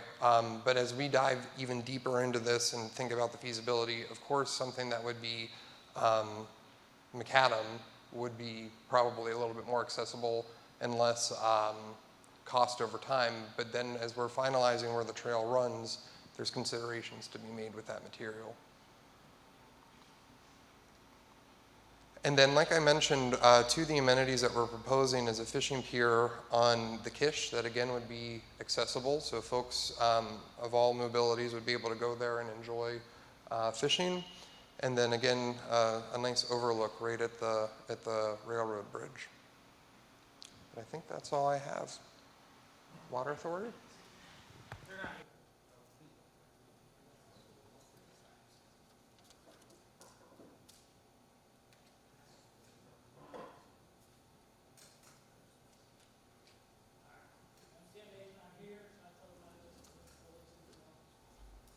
They had the Valley Street project, they just completed that, it cost $2.4 million. We did a bunch of work on that. 4th Street, last year we did that with PennDOT, they did $1.4 million on there, so they are spending money within the borough. Hey, Kim, Yeah. microphone. All right. I'm surprised, people can usually hear me. All right, previous improvements. Bottom line is they spent a lot of money in the past, making it better for the water supplies to the town. All right. The big thing to talk about tonight for MCMA is what MCMA and the borough are working on jointly. So right now, we have the refuse department down at the borough office. They not only handle the huge amounts of parking tickets that come in there, they also have to handle refuse billing, sewer billing, etc. And they have to do each individual bill, which we have 4,500 customers, one by one, okay? So we're merging our billing with MCMA, where it'll be one bill for everything coming in the mail. We're looking at Q2 or Q3 2023. We're in the process of working through it now, because you have to go through each one of those bills one by one to make sure everything's set up right before the process starts. So you'll get one bill in the mail. All right. Any questions on that? All right. Where's Jim? Jim was here. There you go. I'm going to turn it over to Jim on DLI. Now, LERTA is a borough thing, but Jim knows more about it than I do, and I have no problem turning it over to somebody who knows more about it than I do. So do you want this? The pointer's right there and the arrow's right there. Okay, just test out things here. Okay, good. Well, appreciate the opportunity to address borough residents as well as business folks, individuals, what have you. Great idea to have a town hall meeting annually, so we want to continue that hopefully in the future. Anyways, Downtown Lewistown is a nonprofit organization. We work with a number of folks, the county, work with Juniata River Valley Chamber of Commerce and Visitors Bureau, the MCIDC, individuals, businesses. We have over 50 contributors, and they make what we do possible. And what we try to do is address a whole number of things, not just within the borough, but also within Granville Township, Derry Township, and also Burnham Borough. We work with MCIDC on tax credit projects. We've done 5 projects with 4 different companies that they've been able to take advantage of getting tax credits from the state to do major investments either in the plaza or in the park, and also in Derry Township with Shybear. Most recently, the project that we were involved with was Pennsylvania Insulating Glass. They're in the MCIDC Plaza. They were able to get a $375,000 tax credit for a $1.5 million project, which is putting in a tempered furnace for glass manufacturing. Anyways, we're here to talk about the borough tonight. Kim mentioned the borough passed a LERTA ordinance. This is called Local Economic Revitalization Tax Assistance Act. It was approved by the school district last April, and the county just put it out for consideration as far as people to weigh in. They're looking at their own variation within LERTA. LERTA is a commercial tax abatement that is available for persons that are making improvements within the entire borough for the borough and the school district. And then it also has a companion piece which looks at, which looks at residential. The borough has a sliding scale. If a resident puts in some investment within their property, it's at the full abatement the first year, and then it declines 10% until year 11. The borough has applications. It's already in place. Caitlin is nodding her head. So take advantage of it. And we really want to see a major impact with that going forward. Mentioned that a nonprofit, we were formed in '98, so we've been around for some time. 24 members. I mentioned a number of people that are involved. And we're an accredited Main Street organization within the nation. I mentioned a couple of the partnerships we have, the tax credits. We also administer quite a number of grants for not just the borough, but as I mentioned, the tax credit folks. You saw the Valley Street project. We were able to apply for a grant for the borough. Mark and Joshua mentioned the Water Street project. That was something else we were able to work with our partner, Department of Community and Economic Development. That project came in on time and under budget. So we're very pleased to have that connection now with the Kish Riverwalk all the way over to Victory Park. We talk about incentives. A great incentive is something that the Chamber and the Visitors Bureau did. They put out a campaign, We Noticed, and it's a matter of taking pride, and it really made a nice impact. One thing we do is facade improvement. We've done 52 projects. I see a number of design committee members here, Mark and Jean. We just received a grant from Department of Community and Economic Development for $50,000, so we're actively recruiting business property owners that have commercial properties within the downtown and also on Valley Street. The projects address all of the code enforcement issues, code issues. On the exterior, we work with the borough on making sure that when we leave a property, everything is up to code, in addition to addressing facade. I'm going to show you a couple of projects. I went too far, I think. Whoop. Okay. This particular project is just over $10,000. Included some lighting, painting, awning recovering, and signing. This is building right on the corner of Westwater Street and South Main. And I don't know if you've seen it at night, but it really is impressive. A little out of order. This was the original look. That was the finished product.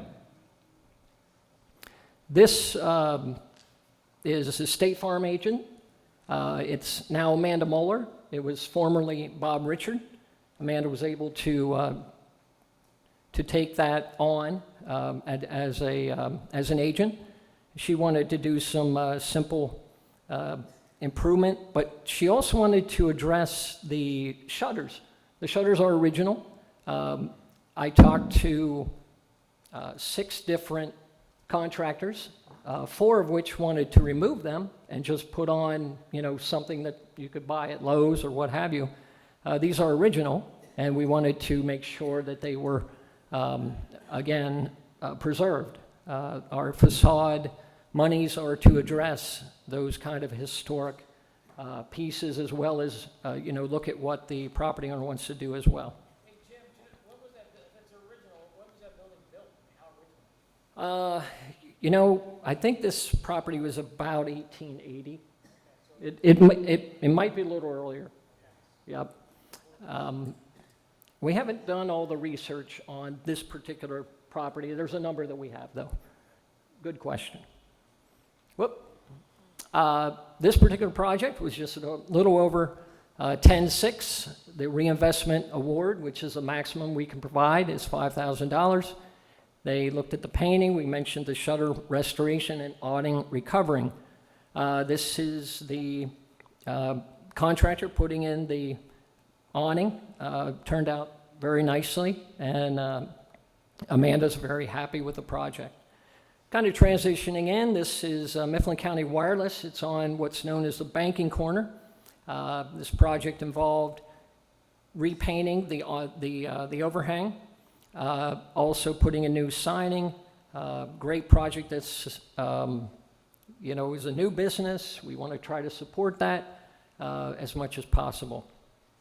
This was just 11.8, again, $5,000 reinvestment award, and I mentioned what it involves. Okay, so what I want to impress upon all of you tonight is that I've never seen towns so active. There is so much activity that is happening, and it's really because of the entrepreneur spirit that is present here. I don't know if a lot of you are aware of this, but we have a lot of young people that are investing in the community. And this is just a representative list of a number of either starts, relocation to downtown, or expansions. A number of these folks have Facebook presence, so you can go ahead and take a look at it. One thing I want to mention is there's a company down here called Centroid. Centroid has their operation in Milesburg. Now you think, why would a company want to also have a presence here? They have 3 employees that are located within about 2 miles of downtown, and they recognize this is a great opportunity to bring their employees into a working environment. They use the internet, and downtown has a strong internet presence. So they were able to bring those employees in, and one of the employees actually can walk to work. So how cool is that? Just some more businesses. Within 5 years, we've seen 32 businesses that have continued or relocated, what have you, that are still in business. So that's a very important piece going forward. Just going to highlight a couple. This is Chris's Pedicare. It's on North Dorcas. This is Amy B's. It's on the corner of Valley and North Dorcas. And there's a new business in the front, which I don't even have mentioned, which is called The Point. So just amazed at the amount of activity that is taking shape. This is Kaufman Chiropractic. It's right on Dorcas Street as well. Just kind of going down the street, this is the Paisley Bride. It's in the former Caparella Furniture Building. A little bit further back, you have Kathy's Corner and Rotech Healthcare. Just across the street, this is Families United Network. They have their office in the front. Morgan Chiropractic is on the mall side. Then you have D&E, Toys and Collectibles. Reesville Creamery with a self-service location. Great business there. Then you have Miss Stephanie's and their dance studio. In the front is Matt Conrad, CPA. This is wonderful. The Adopt a Planner program that Sarah Buffington coordinates, and the Penn State Master Gardeners, are all involved. The planters that we have are just outstanding, and this particular program won a statewide award. And Sarah and her crew are involved with 60 different planting areas, 52 planters, and then other planting areas as well. Just great to see the people that are involved in this particular program. The Wild Geese, this is Community Partnerships RC&D. They're all over. Right now they have 28 that have landed, and Sam reports that there are 28 more incubating, with 4 to 5 expected this spring. Just another shot of the sponsors, in this case, the commissioners, with their artists, and also the Panizzos were involved with that particular one. So, coming soon, we have a whole number of businesses that are just ready to hatch, if you will. This is the former CVS. You may look at that and say, well, that's a vacant building. No, far from it. It's being renovated for a dental facility. The Nook, opening soon. This was taken last week. There's a couple of photos you'll see that I took last week, and the businesses are now open. Stevens Auction, this is being renovated for some psychiatric folks. This is the former Glick's building right on the square. It now houses an agency on the one side, and the other side is currently available. Thank goodness we have some available property. The Moon Dragon, when I took this photo, it was closed. Now they just had a soft opening. A number of things that are available. I'm sure they have that social media presence. Old Elk's new owners. You can go on and find out what they're planning. This is the former Leora's Cafeteria and Friendship Bookstore being renovated for new uses. Then we want to talk about Geisinger School of Nursing. If you've seen it today, they have a whole new marketing piece on the front. So take a look at it when you're going home tonight. It's very impressive. But this is all about bringing new activity, and this isn't even open. And we have all this other activity that's happening within downtown, within the borough, and also within the area. I recently talked to Kurt Thomas. He mentioned the medical department, not just the School of Nursing, but the medical department. He kind of checked in with the 14 interns or medical students, 3 of which are living here, 11 which are living over the mountain. What they found was, when he checked in with them after the semester, is they wish they would have found housing here because they were at the hospital all the time. So this is an opportunity to really even grow that further. And really, I think that is all I have. Okay? I think this might be my last slide, I think. So I told you 8 o'clock, so it's 10 till. So let's kind of wrap this up. Okay, so the last slide I have on here is our borough website. Last year, we looked at the borough website, and we just decided it just didn't do what it needed to do for the people. So we ended up getting rid of the old one and building a whole new website. So on our new website, you can do all these things. We have our meeting schedules on there. We have our codes on there, ordinances. You can pay your bills, ask questions. It's a really good site, and we're still updating it. So please use the borough website. There's a lot of stuff on there, and I think you'll like it. All right. We can't get done what we're doing in 2023 without working as a team. There's probably, I think, $10 million or $12 million of projects going into Lewistown this year alone. Well, that's probably close to 20 because the county, not counting your stuff, Rob. So you got all the county stuff. You got all the borough stuff. You got PennDOT stuff. There's a lot of stuff happening this year. So you have to be flexible. But even if you're a commissioner or a council member, you can't get it done without the voters, the citizens out there. So keep in mind that we're trying to be cognizant of all the projects. We're trying to make things better for the citizens. We're trying to watch all the pennies to do all this stuff. I think we're sitting pretty good at it, and we're looking at 2024, 2025, working on a 3-year plan. And hopefully this year will show you that working as a team, we can get a lot of stuff done. Does anybody have any questions?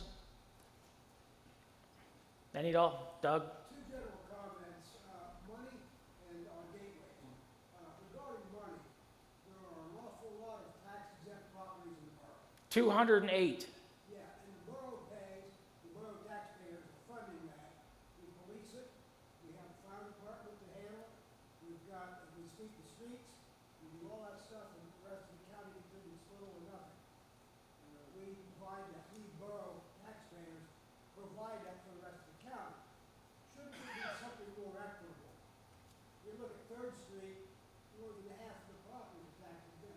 So the 208 properties are borough properties, county properties, and basically church properties. I don't know what to tell you. I mean, on that, I mean, that's nationwide. I mean, that's not something you can really change. I do know that at the end of 2022, the borough is owed just for 2022, $160,000 in taxes that people haven't paid in this town. So if you want to know why some of these projects can't get done, because we can't get people to pay their taxes. $160,000 it's owed the borough right now, just for 2022, not the years previous. And that's county too. That's just borough, so the county going through the same thing. So if you add the delinquent taxes last year and the year before, you can go 3 years before you're in serious trouble in this community. Why don't we get a system where the penalties start getting steeper after the first year? I was going to talk to Mark about that offline, and I'm going to talk to him about that, because I think the borough council can decide what the penalties are. I haven't talked to you about that, Mark, but it's on my agenda. I mean, Pennsylvania has a law about collection of delinquent taxes. It goes over to, a county office is charged with collecting those. And that 3-year period is really set by that law, not any policy that anyone can go through. Yep. It drives me nuts, honestly. When someone comes to me complaining because they want something done, then I check the tax roll and say, you owe us. I got people of $20,000, the borough, business owners in town. I understand people hit hardships, you lose your job. Yeah, I get it. But you have people that are consistently 2 and 3 years out because they're using the money instead of turning it over to the county. And it's costing everybody here extra. Oh, you're right. You're absolutely right about that. But the laws protect them. That's the challenge. We can only do certain things, like what we've implemented. Like, you're not going to get a building permit from the borough to fix up your house if you owe taxes. Unless it's for a code violation, and you've got a code violation, then we can give you a permit because you're attacking that code violation. If you want to do something to your house and you don't have a code violation, we're not giving you the permit if you owe borough money. It's a challenge across the country. It all goes back to the blight and everything else that Caitlin talked about. But we're doing everything we can. The county hasn't raised taxes in 10 years. We're still surviving. We're working. Honestly, the ARPA was a godsend for us, for the fire department especially, and for the police department, because what we buy, 2 cars, something like that. I mean, for public safety in general, Rob's money, they got to do the jail. I mean, honestly, it's a godsend for us. For a year, 2 years. It's got to be spent. It's got to be committed by December 24 and obligated by December 26 or something like that. So it's finite. It's not there forever. So we got to be very careful what we use it for. So with that, any other questions? Yeah, Brandon. I just have a comment. Back to the fire department end of it, and I appreciate Neil, speaking up, saying he supports the fire tax raise, which there is reasons behind that, and actually one of them was just talked about was the delinquent taxes. And I'm only speaking for United Brooklyn Heritage moving forward. We understand why it didn't go through the way it went through, and that if you have taxpayers that are that deep in the hole, we raise the fire tax, that money's not getting reimbursed. It's putting the borough in a deeper hole. So we need to make sure, as a department, as a borough, that it's there before we can actually. I mean, I'm not gonna lie. I was one of the main pushers on this fire tax raise, 1,000%. I pushed for years for this to happen. Was I upset when it was shot down? Absolutely. I've had some conversations with council, with Kim. They, once they made me understand why, we get it. We understand why. So moving forward, the support that's sitting up there for the fire department is there.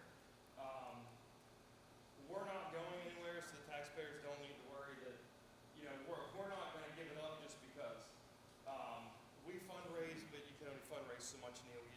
That's my point. That's Yeah, why you need yeah. help. And the help is here and it is coming, but it's not something, it's going to happen overnight. And I thankfully, they made me realize that. So yeah, it's coming. Things are getting better in the borough as the fire service end. Moving forward, I look for great things in the future. Thanks, Brandon. Before I turn it over to just see if council or Rob has any final questions, I'd like to thank everybody for coming tonight. We do want to make this an annual event. I think that's probably what's going to happen. You know, because I think we can get a lot done working together between the leadership of the community, leadership of county, and the citizens, and the major key members there.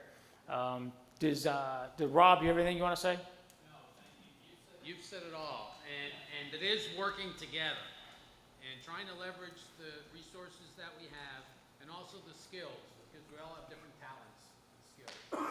So, and again, thanks council, thank you Kim, thank you Madam Mayor. It's great. We look forward to working in the year and next year. I mean, this is great. I hope it happens every year. Yeah, me too. Council, anybody in council want to say anything? I just want to thank you, Kim. I know this was like your baby that you spearheaded for the last couple months, and you've been running around like a chicken with your head cut off. So thank you, thank Caitlin, thank everybody at the Borough Hall, Mayor, County for coming. This is a great event. Thank you so much. Thank you. Anybody that wants a copy of these slides, just bring me a thumb drive. It's too big to email. So, but I will give you, if you bring a thumb drive, I'll give you a copy of it, okay? Okay, all right, yep. So, again, thank you. You know, I appreciate you guys being here. Thanks for the police officers, you know, coming in. If you have any questions, you know where my office is at. Thanks a lot for coming tonight. 8 o'clock.